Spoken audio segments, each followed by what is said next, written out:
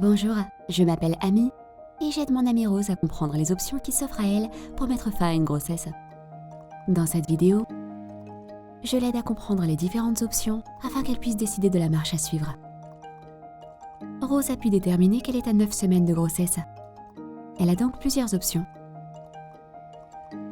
Première option, interruption volontaire de grossesse ou IVG avec 2 médicaments différents.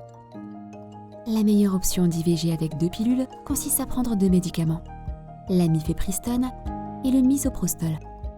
Lorsque la loi l'autorise, ils sont vendus ensemble comme un seul produit et sous d'autres noms. Cherchez ces marques connues. Parfois, il faut acheter séparément ces médicaments. Dans tous les cas, cette combinaison est la plus efficace.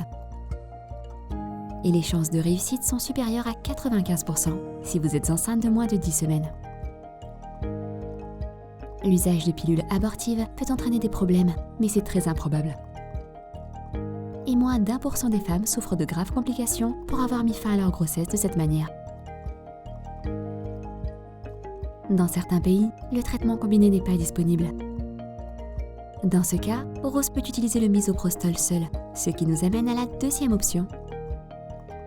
Interruption volontaire de grossesse ou IVG avec un seul médicament. Le misoprostol est beaucoup plus répandu et vous pouvez chercher des marques connues comme celle-ci. Cette option est moins chère et moins efficace, avec des chances de réussite de 84%. Moins d'1% des femmes fait face à de graves complications avec cette méthode. Si vous êtes enceinte de plus de 12 semaines, vous ne devez pas prendre de pilules abortives à domicile. Le mieux est de parler à un prestataire de santé qualifié de vos options, si votre grossesse est supérieure à 10 semaines. Troisième option, interruption volontaire de grossesse dans une clinique.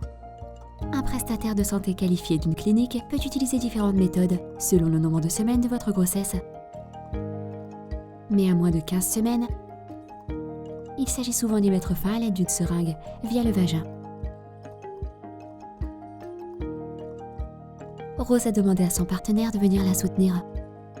Mais vous pouvez le demander à un ami proche ou gardez cela confidentiel. Choisissez ce qui vous convient. C'est une méthode très sûre et les complications se produisent chez moins de 2% des femmes.